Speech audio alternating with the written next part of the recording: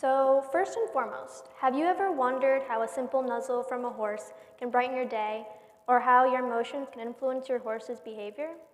Well, today we'll dive into the fascinating world of human-horse interactions, exploring how our mental states are intertwined in ways that shape not only our well-being, but also that of our equine companions.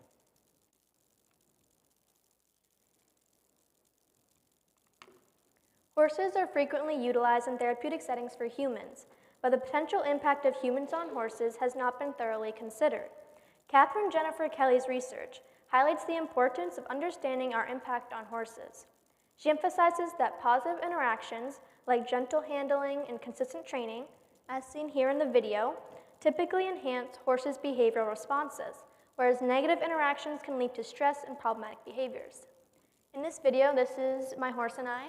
I am doing an exercise where I'm not connected to her at all. I don't have a lead on her. She is following me just off of trust. And yeah, this is just a way to build leadership and show our bond. If she didn't trust me, she'd probably be running around doing her own thing. But because we have a tight bond, she's just following me around without a lead. So furthermore, neurobiology postdoctoral researcher Chiara Scopa states in her study that understanding emotional transfer can enhance the effectiveness of interactions. Horses are sensitive to human emotional cues, and that sensitivity can impact their responses and interactions. Positive emotional interactions tend to improve relationships between humans and horses, while negative emotions can hinder progress. Here are a few examples of how you can tell a horse's emotions through their facial structure and their tail position. All the way to the left, you see surprise and fear. This is when the horse's ears are pinned back. You can see the whites of its eyes. You know, this is if a horse is about to spook, something came up behind it, scared it. The second one is drowsiness. This is if a horse is tired, you know, feeling a little lazy.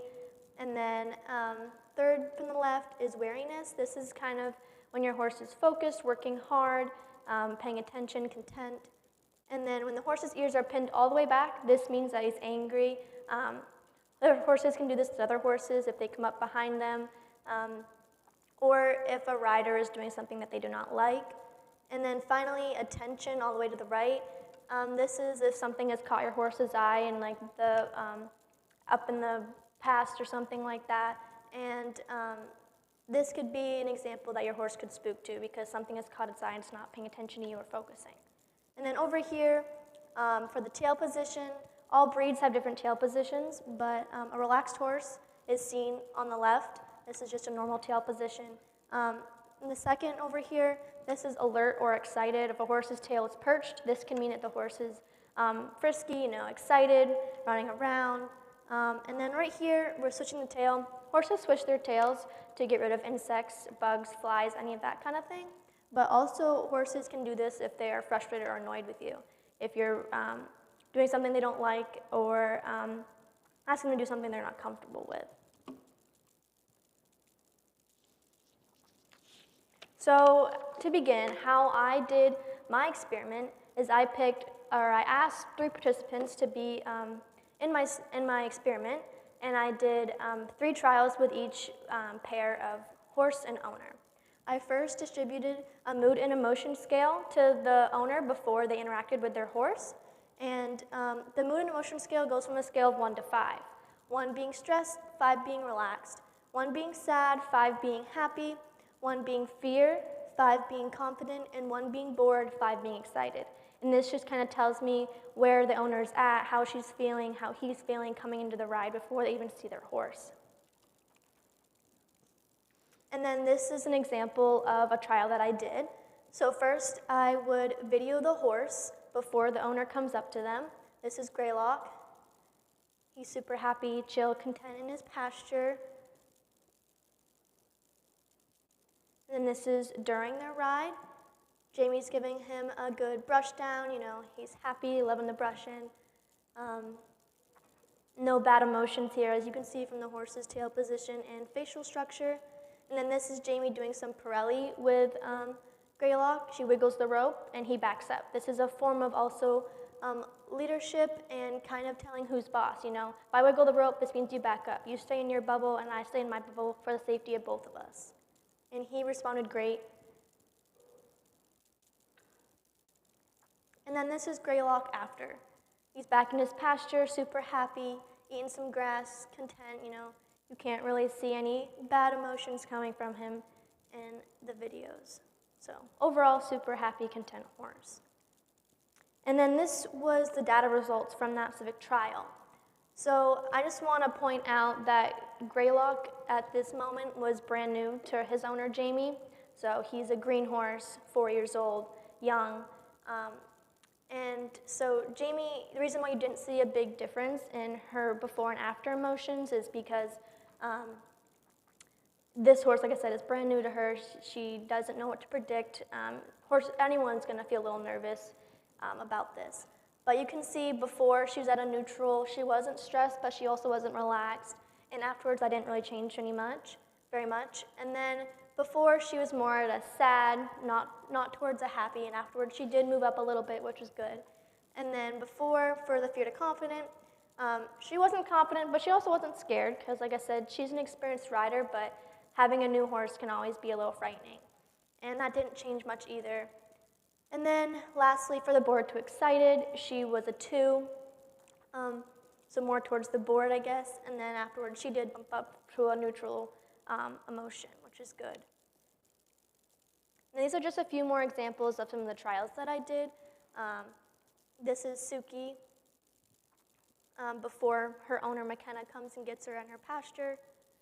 She is just hanging out, content, doing her thing. Nothing wrong here with this horse. This is them riding. You can tell by her facial cues and her tail that Suki is happy. She is working well with McKenna. They're doing well. There's nothing you can see from the horse that she doesn't like or is going on here, but they're doing well during this ride. And then afterwards, this is Suki back in her pasture. Totally chill, calm, just hanging out. Nothing to see from the horse in any bad way, I guess you could say.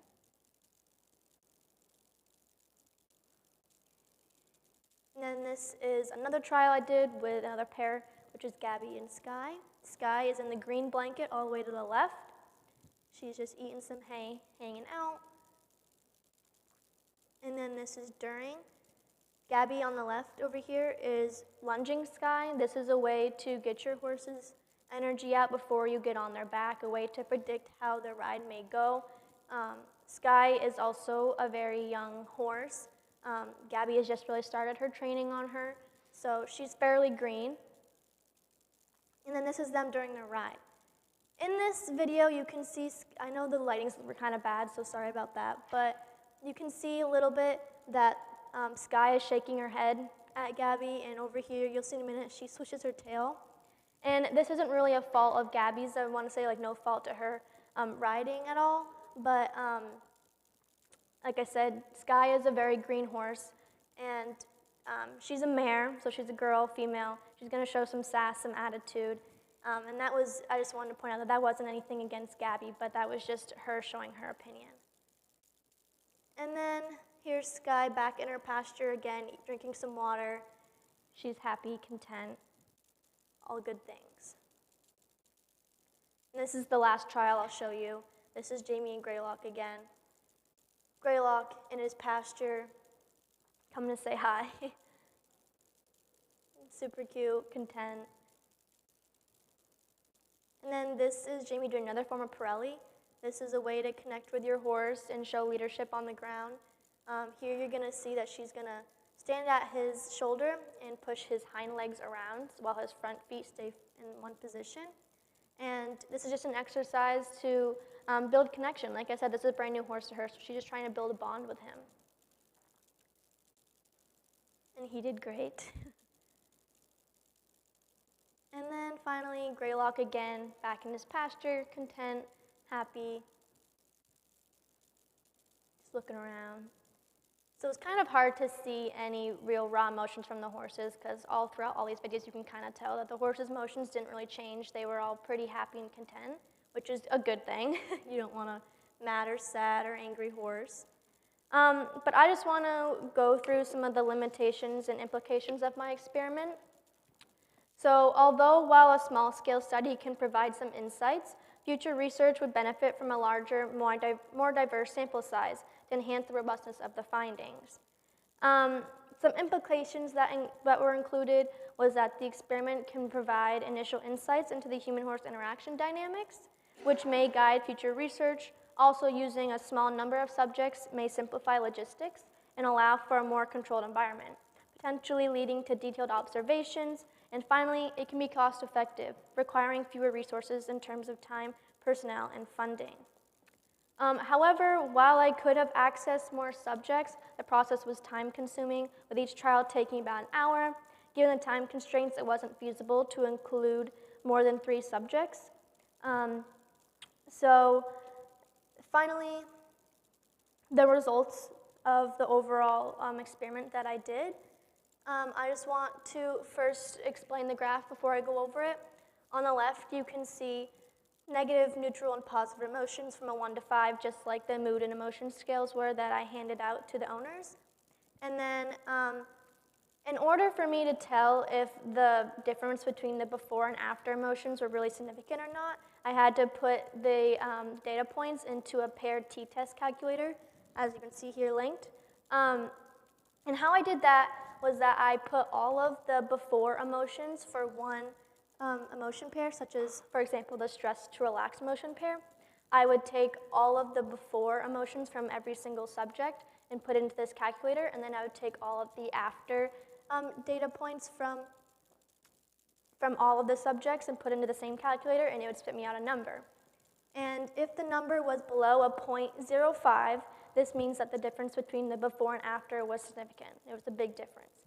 And then I even had some that were below a 0.005. This means that there was even bigger difference, like a very significant difference between the before and after. As you can see shown here with the 2 asterisks and the 1 asterisk. And the stress and relax and the sad to happy both had 2 asterisks. This means that everyone was significantly more happy and more relaxed after their ride. And then the fear to confident did not give me the number that I wanted, but that just shows that all the riders at my barn are, like I said, very experienced. They've been riding their whole lives, so you're not going to really see a rider go in scared, I guess you could say, or unconfident. They know what they're doing. They know how to show or hide their emotions, I guess, or control a horse's emotions. So I think the reason why the fear to confident didn't really show a difference was because they know what they're doing, and they're not going to have a bad ride affect their confidence at all. And then finally, for bored to excited, people were significantly more excited after their ride than they were before, which also shocked me because I was not expecting that. But yeah, overall, you can see that my experiment did prove that humans are significantly happier after they interact with a horse, not only riding, like you saw in some of the videos that Jamie was just doing some Pirelli work on the ground, building a bond on the ground, but she was significantly, later on, more happier and relaxed afterwards. So as we wrap up the consideration of the complex bond between humans and horses, let's revisit that initial thought, how a simple nuzzle from a horse can lift your spirits and how your emotions ripple through to your equine friend. We've seen today that these connections are not just surface level. They profoundly affect both our mental states and our horses' behaviors. By understanding this mutual influence, we can deepen our relationships with these incredible animals, enriching our lives and theirs in the process. Thank you for listening, and I do have my works cited printed out up here if anyone wants to look at it, or I can also email it over to you if you contact me through my school email, lily.cahoon@student.stjacademy.org, and I will gladly send that over to you. Any questions?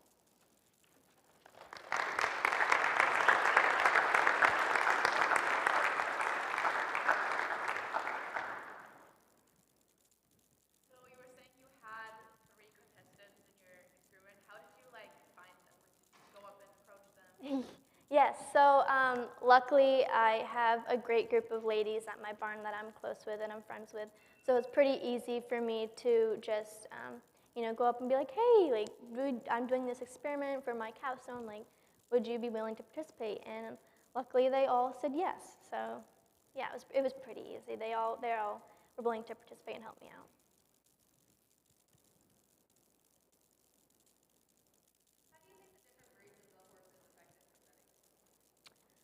That's a good question.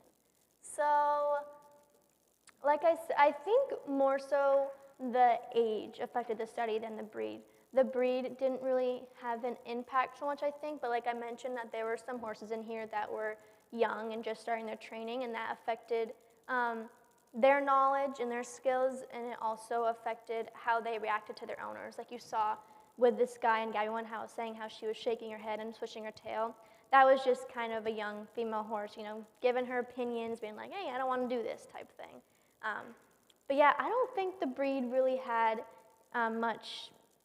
didn't have much to do with this experience specifically. Great job, Lily. Would I need a really close, or would anyone need a really close bond with a horse to benefit from one's company? No, that's a good question. No, I find that people who are just starting out and are just starting to get to know horses and start getting to know what they're like, I've seen from, not specifically from my study obviously, but from researching online that like the therapeutic sessions that people do, those people who do the therapeutic sessions, they don't know anything about horses, and they tend to find that they're a lot happier and relaxed and, benefit from it afterwards.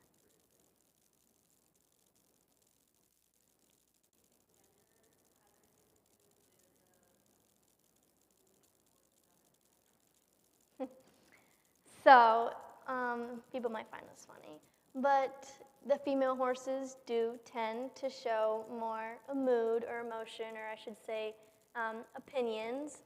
So, yes, the mares, female horses, I think they do show a little more sass than the male horses or the geldings. So, yes.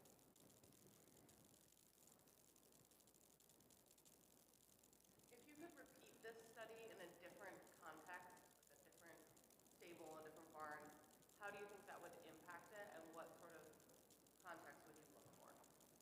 I think if I did it at a different barn, I would try to find riders that were inexperienced, and then I could really tell the horse's emotions more, because inexperienced riders will be able to bring that out in a horse more, because if they don't have the right knowledge and skills, they could bump a horse the wrong way, or do something that the horse is like, oh, that's funny, like I'm not used to that. So I think that would show a lot more diverse in the horse's emotions or moods, because obviously in my experiment you didn't really see much in the horses, because like I mentioned, all the riders were experienced, so they kind of knew what they were doing. But if I were at a different barn, I would try and find some riders that were inexperienced and didn't know what they were doing. That way I could see more of the horse's mood and emotion.